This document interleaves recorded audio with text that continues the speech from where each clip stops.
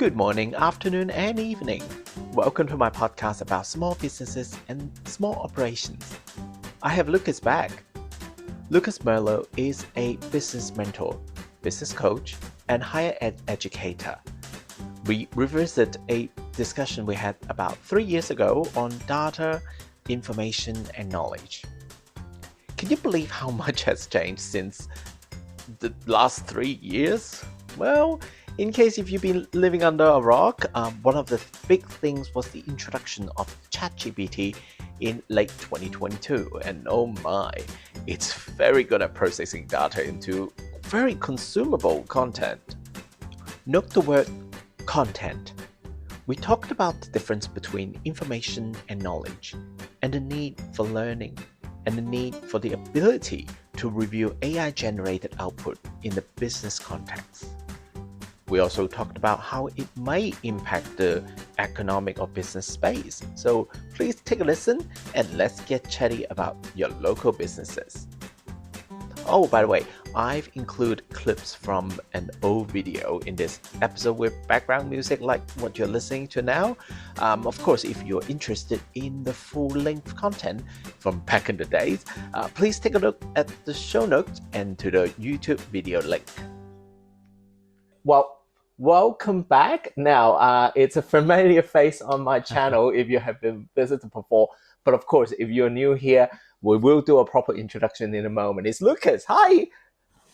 Good to see you again. Oh gosh. Well, speaking of that, one of the videos I really enjoyed doing back in 2021 was our discussion about data, information, and knowledge. We can start a little bit about the definition of data, information, and knowledge, which I think is a really good summary of that you wrote. Yeah. So if you take it even back before data, so computers are made up of just bits of information, right? A bit of information is data. So on its own, there's not much you can do with it, data. So we say that data is simply facts or figures, pieces of information, but not information itself. And we know we can collect data quantitatively or qualitatively. So we can go and do a survey and then we can analyze that, which is quantitative, or we can interview like we are, which is qualitative.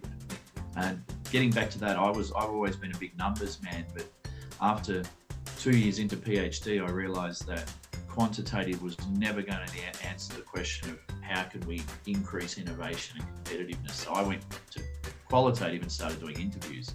So the data on its own doesn't have much value.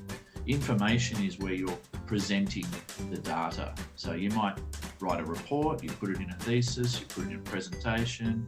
So you make it explicit in some way. So you take that data and make it readable or digestible to the user. So we've got a lot of information out there.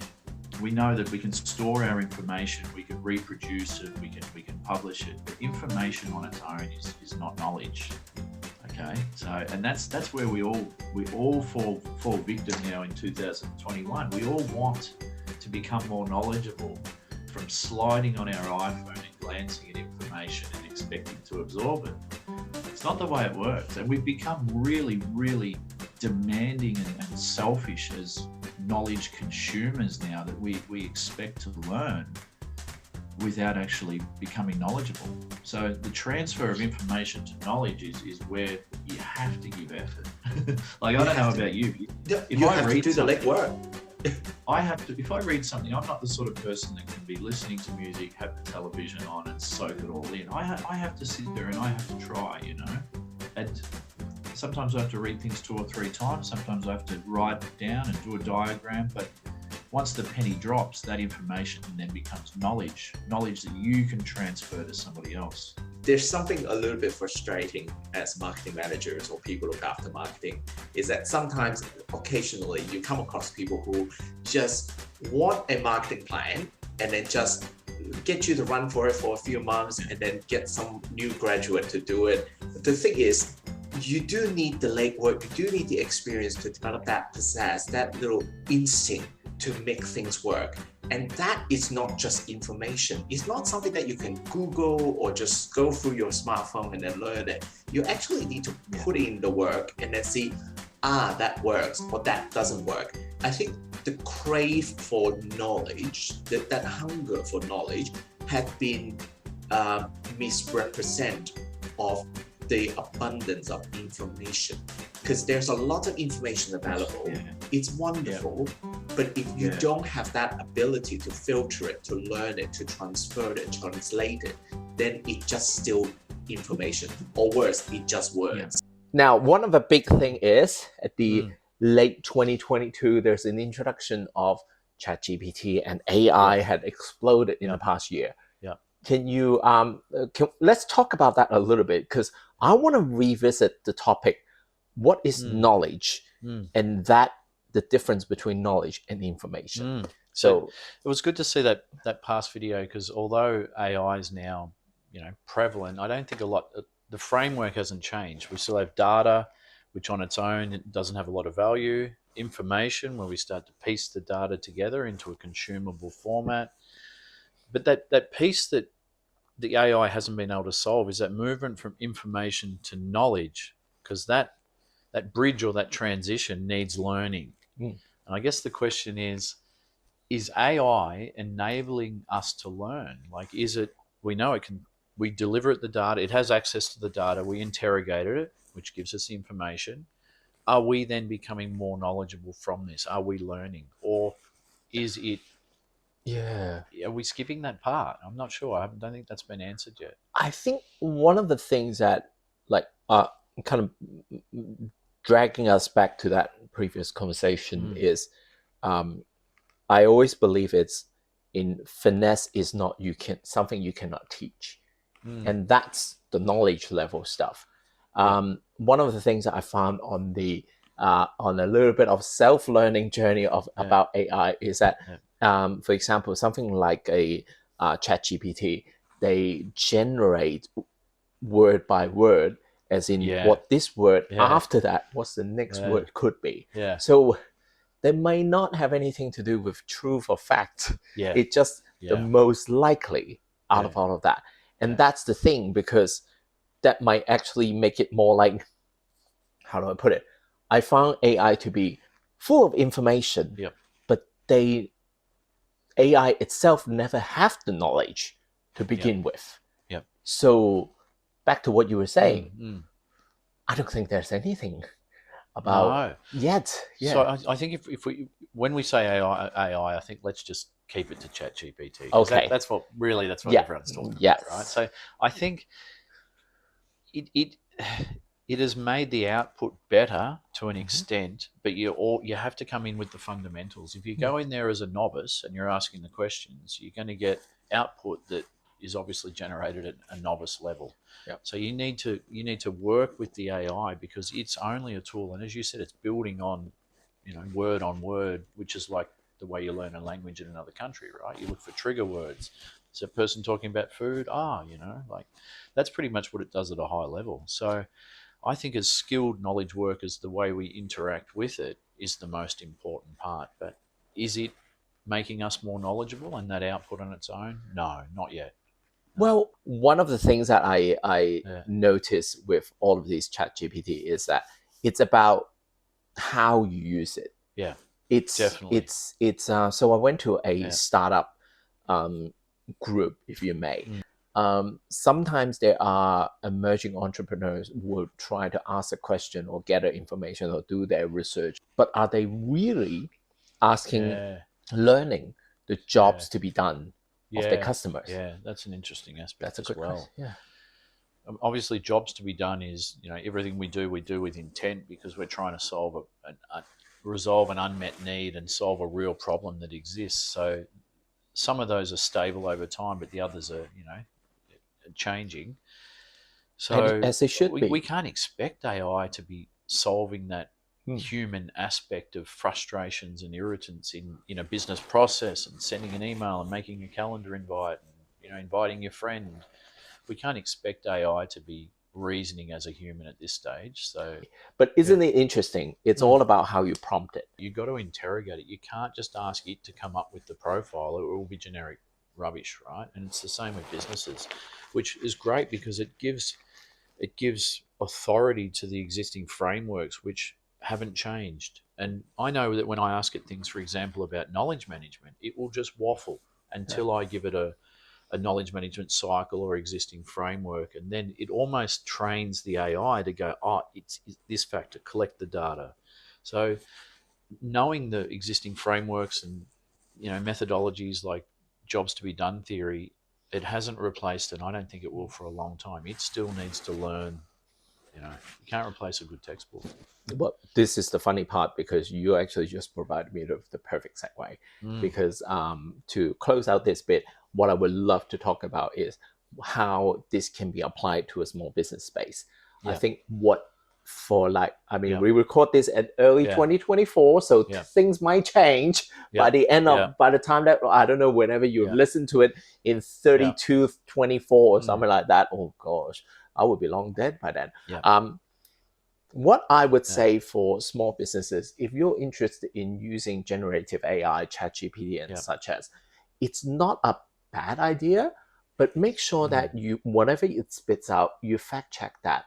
And also spend the time to refine your prompt. When you ask them a question, think about what it might work. For example, including what your target audience may be, what your business is about. Because if you just ask ChatGPT to come up with a social media post, then then we'll be like that. And Lucas, I would love to hear a little bit of your thoughts about what the generative AI environment affect the jobs to be done stories. Okay. So if we say two different businesses, if we say a startup, then you're looking for a problem and you're going to find a solution for that problem. So that's different to an established business that's doing well, and they might not exactly be able to articulate why they're doing well. So if we start with the startup, you know that you've got to find a problem that's worth solving, that enough people care about, that they can pay for, and you can reach them. So it's that same framework, and you'd be talking to AI, and it would be acting as your business advisor. Like, is this a problem? Who might this be a problem to? So that process can be just fast tracked through AI, which is great. I mean, lean business model canvas, even to the extent of doing a business plan. But you can't just say, ChatGPT, give me a business plan in this sector, right? You've got to guide it the whole way and not expect it to do anything other than that. Like it only gives you as good information out as the questions you ask. But then for an established business, that's interesting, because most of them have got sales and they're not entirely sure how to communicate, through marketing collateral, how they've done that. So then you can pull it apart. You can look at, what interviews with customers and why they buy from you, and then feed that in, and then that will come out with variations of a value proposition that you can communicate then, and sort of broaden the number of customers you get. There you go. We in the past we talk about enhancing or refreshing. That's the wrong word. Yes. Yeah, technology and human augmentation. That's really what it is. It really. And the thing is, the human part of it is necessary. Absolutely. And I think if once again, we're living in a human world. Yeah. And for many small businesses, your human story contribute to your success of your business. So I think one of we can even see it as an opportunity for our small business or side hustle people out there, is that your point of difference, how you help your client to solve their problem, how do you help them to complete the jobs to be done, would be an opportunity for that you can use these generative AI technology or tools to help you. But at the end of the day, understanding that they are not going to be solving everything that you need. Yeah, that's right. And I mean, even there's GPTs out there now that will put doing like a job to be done workshop for you, like step by step. Like, people are actually marketing those things. So all of the things we used to find hard, like this template and then this step, people have collated that, and that's how they're now, making money off their own GPTs. So that is now, everything's more achievable for us. But the old school ways of doing things don't change. It's not like AI has come along and this is a whole framework for doing business. It's not. It's augmenting what we already knew into putting it into practice quicker. Yeah, well, I mean, I can share an example. It's like when photography was invented and developed, they were never considered as an art form at the time. Yep. But then now that obviously photography being considered as an important art form in our society and culture, and just like painting, sculpture, on all of those things, they require a certain skill set to do it. Yep. So I think what, just to summarize this segment, is that for small businesses, like, feel free to use ChatGPT. Feel free to use generative AI if that suits you. But at the same time, make sure that you quiz and ask questions. Yeah. Use the regular ways of learning, which is textbooks and great opinion and everything else. Don't go into OpenAI or ChatGPT thinking that is the portal with the answer. Supplement the two. So that's probably the number one advice I have. If you supplement the two, you're grounding the AI in theoretical knowledge base that's proven to work, basically. You make it sound like that, like generative AI is like a really smart new graduate who doesn't have enough experience but really good at it. That's a good example. It's just a smart assistant that can save you time, but don't expect it to do miracles for you. It's like someone... And expect mistakes. Oh gosh. Well, I mean, honey, don't we all? Yeah. Just for a little bit of background information, both of us used to work on our business full-time, and then we moved towards a different setting. Like for me, it was I have a day job which I enjoy, and also evolving my small business into this podcast being part of it. So I'm just gonna chuck these words at you. Okay. And we're gonna talk about it for a couple of minutes. Are you ready? Sounds good. Oh gosh, I need to give you a drink. All right. First thing, financial independence. What's your thoughts about that? For a small business owner? Yeah. Oof, geez, isn't that ruthless? If you are going to buy a business or start a business, let's just say you're going to buy a business. Yep. Is it going to be cash positive, meaning the amount you spend on stock and everything else, is that going to cover the amount that, you get from customers? Or is the amount you get from customers going to cover that? The other one is it going to be profitable, and what's the break even? Because if you're not answering those questions, you're starting something at a loss. And that's a scary proposition, especially if you've given up your day job. I think one of the things that we talk about, we even talked about that before, is many people start their business because they're passionate about what they're doing. And unfortunately, sometimes we do need to face the question, is it viable? That's right. Is it okay? The igarki where you do your purpose and everything else, does anybody need what you're offering? Can they pay for it? No, I mean, it's a very tricky topic. It's a very difficult topic. Yeah. I think, look, I mean, I'm going to expose it. I'm going to expose myself on this podcast episode. Is that 2023, I went through a bit of a self-discovery, if you may. Yeah. Because I when I say I enjoy my day job, I really do. Yeah. It's so different from what I'm doing. Yeah. But I did okay. Like, no one killed me. So that was really good. That was really good. And then I had a couple of interesting episodes that, like, my car broke down. I have a really bad virus, not coronavirus, a stomach virus. Yeah. But I learned about myself. I learned about what my limits are. Yeah. And admitting to my own personal limit, that was difficult. Yeah, well, that was difficult. Good. But I get there. So that's why I was like, I don't know if you recall, but at the beginning of 2023, I was thinking about starting a learning platform for small businesses. Yep. But then I realized that I don't have enough time and energy for all of that. It takes a lot. That's why I changed that, pivot to a podcast and become a publicly available thing. So I think this is this, like you said before, you gotta understand what you're putting out there, your resources, your money, your time, and all of those things. Yeah. Well, that's the biggest thing, isn't it? When you're doing a business, you do a lot of things for free. Yeah. So at least when you're doing your job, you're going to get paid. So there's a trade-off. And everyone glamorizes starting a business, but if you pop the hood and look at who's actually making money, it ain't as pretty as it seems. So it can be done, but don't give up your day job until you've found your niche and it's profitable. Absolutely. There you go. All right. Second thought topic Identity.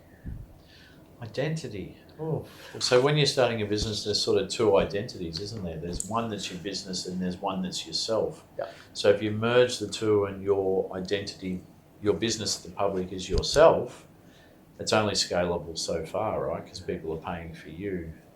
The other one is, do you branch away and build your business as a unique identity, in which case you can sell it at some stage and you can hire people to do the work, but that's also a tough thing to bridge, I think.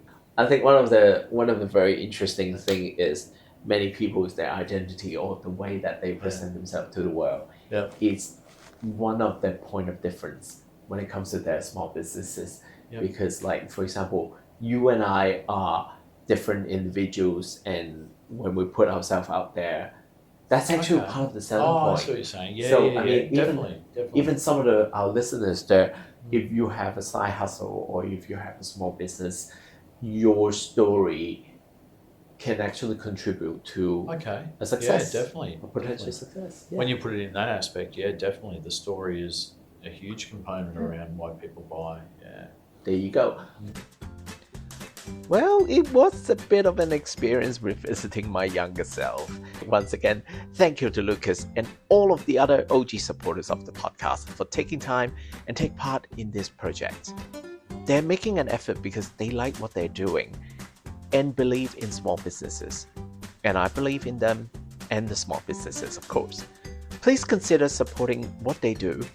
And you might become a client, great, but most of the time it's also about passing the information, this episode, clips on socials or something like that to your friends or family, because, that's about get chatty about your local businesses. Anyway, thank you so much for listening. I hope you have a great day ahead, and thank you for your time.